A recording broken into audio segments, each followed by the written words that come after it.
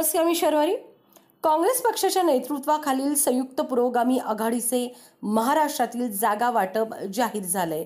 एकूणच महाआघाडीचं जागा वाटप जाहीर झालेलं आहे। काँग्रेसचे प्रदेश अध्यक्ष खासदार अशोक चव्हाण, राष्ट्रवादीचे प्रदेशाध्यक्ष आमदार जयंत पाटील यांनी हे जागा वाटप जाहीर केले।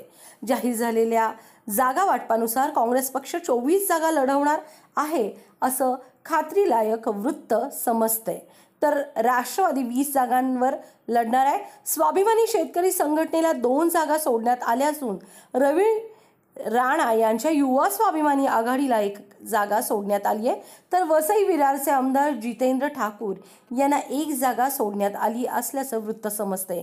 आमदार हितेंद्र ठाकूर यांच्या बहुजन विकास आघाडीचे पालघर लोकसभा मतदारसंघात प्राबल्य आहे असं समजते।